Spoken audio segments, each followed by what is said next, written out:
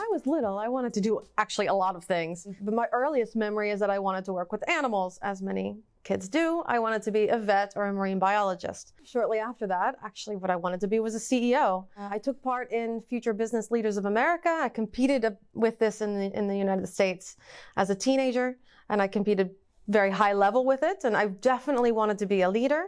And this was when I started to really sense the entrepreneurial drive that I had with myself. One thing that was present with me my entire life was my desire to learn. And I remember when I was a teenager, I got my first computer. It was an Apple IIc back in the day. And I wanted to teach myself how to do something with it, so I taught myself how to code.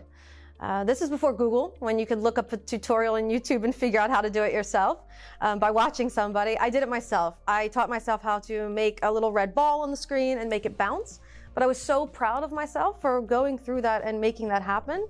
It's such a clearly defined moment in my mind that is something that triggered me to really want to learn and to do more and to teach myself how to do things. And I still do that today.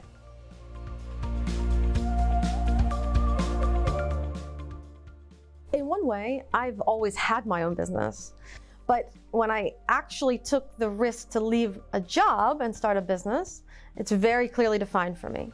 I was sitting in a meeting 5 years ago with one of my ex-colleagues.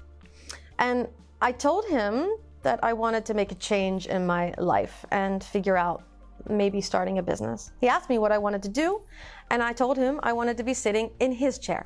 He was a CEO at the time. And he said to me, "Gina, you are absolutely not an entrepreneur." And it hit me like a truck, because I thought, what do you mean I'm not an entrepreneur? But he was right. He said to me that if I would take the risk and go start a business. And I walked out of that meeting, and it changed everything about what I was going to do in the future. And within 3 months later, and I realized he was right, I started iGina.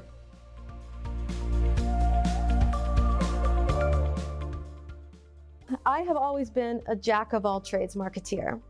I found myself gravitating always toward companies who were in a startup phase or a growth phase so that I could do everything around their marketing. I didn't want to focus back then. But one thing always stood out to me, and I did all the time, was to be a freak for brands.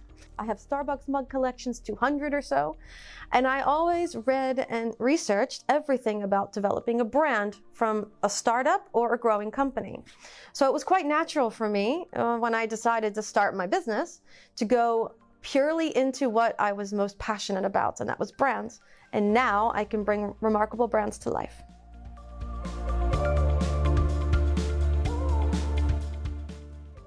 One of the things that was probably the hardest for me, because I'm driven to actually do things, learn and do, was to stop doing everything myself. I still struggle with that sometimes.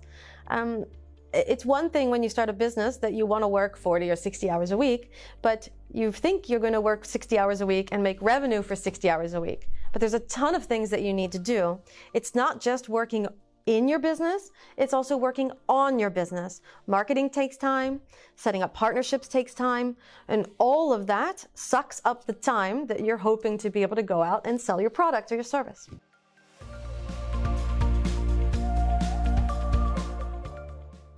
I see a future where I am helping to drive a remarkable brand movement, helping companies to reach these really audacious goals that they've got, and doing that through the power of purpose.